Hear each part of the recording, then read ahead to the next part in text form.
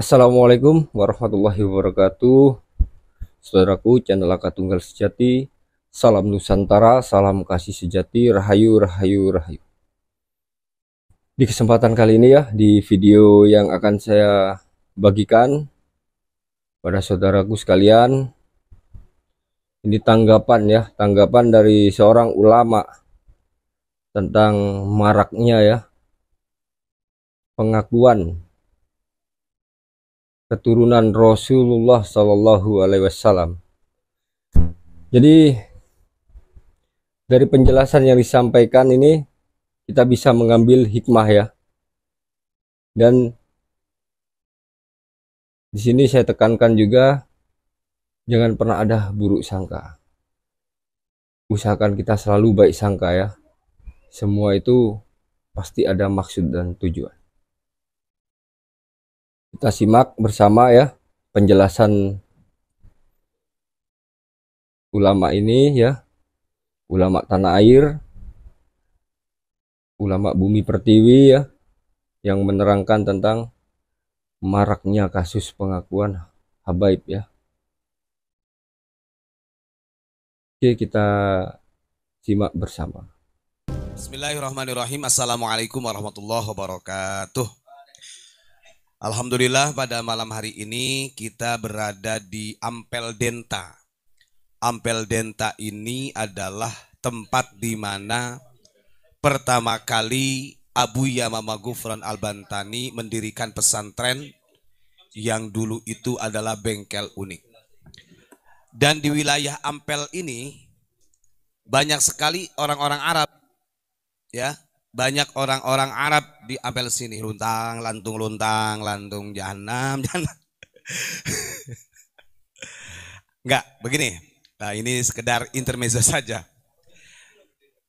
Kadang-kadang orang kita ini, orang Indonesia dituntut oleh mereka dari klan-klan Ba'alawi untuk an-niyahah.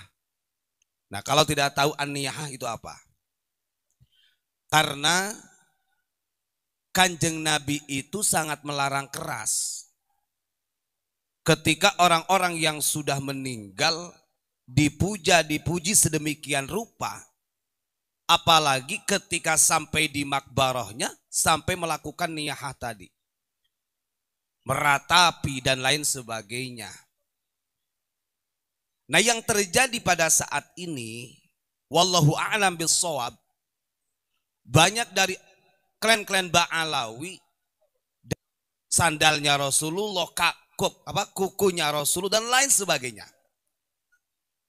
Yang tujuannya sebenarnya ini adalah salah satu strategi marketing mereka untuk merekrut orang-orang kita agar supaya tertunduk, dan secara tidak disadari perlakuan yang kita lakukan terhadap mereka-mereka ini melebihi daripada apa yang diperintahkan oleh Rasulullah. Bahkan bisa jadi menyimpang dari ajaran baginda Rasulullah.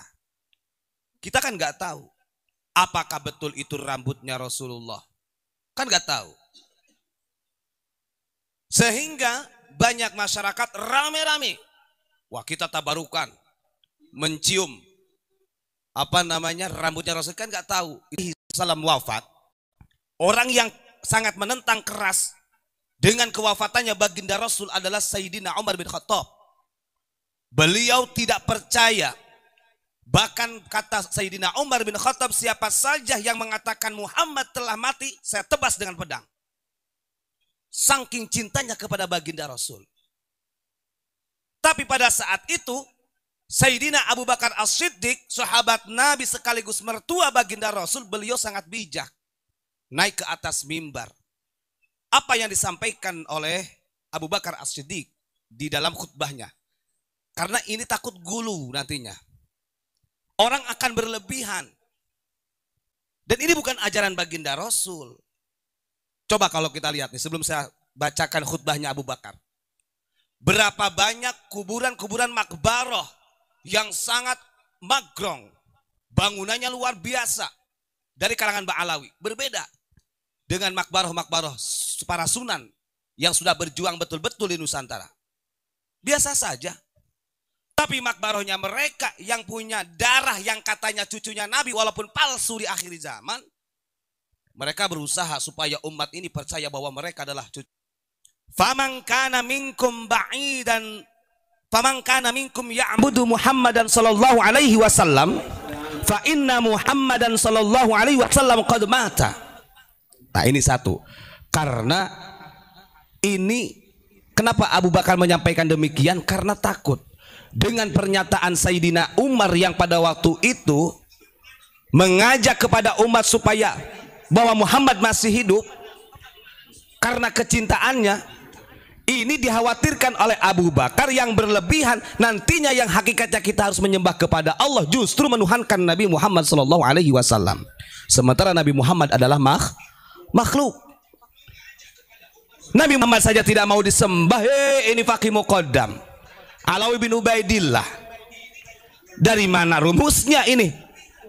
Kan kata Abu Bakar, barang Mbah Muhammad sallallahu alaihi wasallam, sungguh Muhammad telah meninggal. Nah, ini pengkanteran Abu Bakar terhadap pernyataan daripada Umar bin Khattab pada waktu itu. Wa man kana ya'budullah fa innallah hayyun la yamut.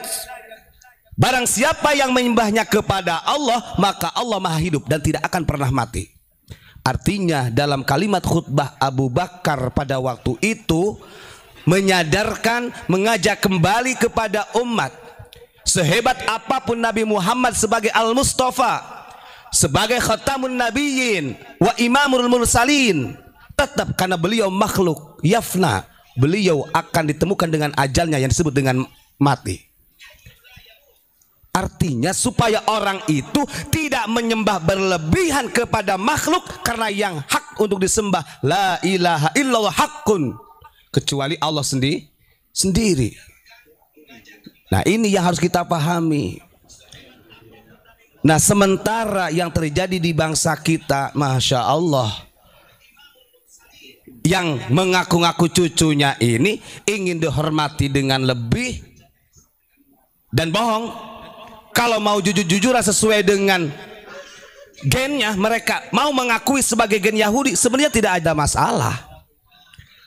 Tapi di sini karena mereka khawatir, mereka ini kita nggak tahu grand descent-nya mereka ini sangat luar biasa. Marketingnya juga luar biasa. Kapan hari saja saya dapat informasi sangat akurat. Mohon maaf, ini perlu saya buka. Ada di daerah Cianjur salah satu pesantren besar, Pak. Nah, kebetulan dari salah satu keluarganya Aang itu ngobrol sama saya. Kang, beberapa bulan yang lalu itu ada Habib dari Empang Bogor. Dia mendatangkan Habib-habib dari Yaman, dari Cianjur, nggak saya sebutkan nama pondoknya. Apa yang dilakukan oleh mereka?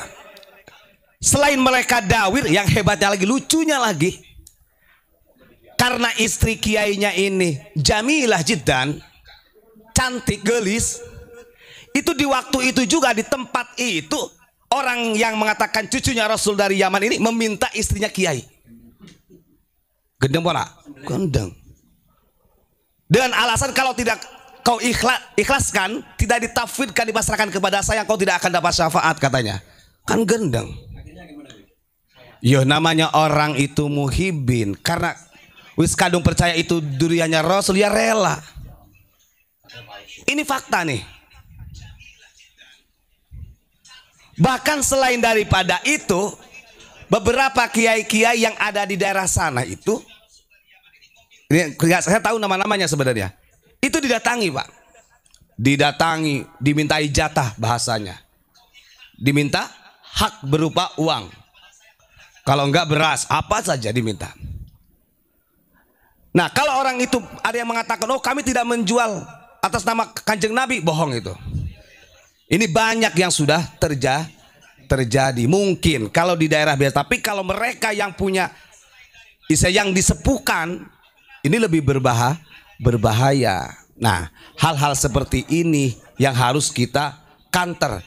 Jangan sampai, ini untung dengan adanya polemik nasab ini mereka agak lebih hati-hati. Artinya kalau tidak ada orang yang berani membongkar keabsahan nasabnya mereka, sampai dini hari mereka seperti itu. Dan pasti banyak korban-korban yang diperlakukan oleh mereka dengan demikian yang mengatasnamakan Rasulullah. Secara tidak langsung justru khianat, menghancurkan marwah baginda Rasulullah Shallallahu Alaihi Wasallam. Naudzubillahi min dzalik. Nah, itu saja yang saya sampaikan. Oke ya, sudah kita saksikan